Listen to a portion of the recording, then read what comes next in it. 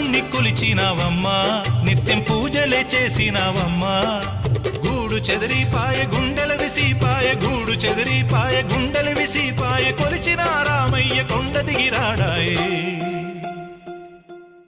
వందనాలమ్మా అమ్మా వందనాలమ్మా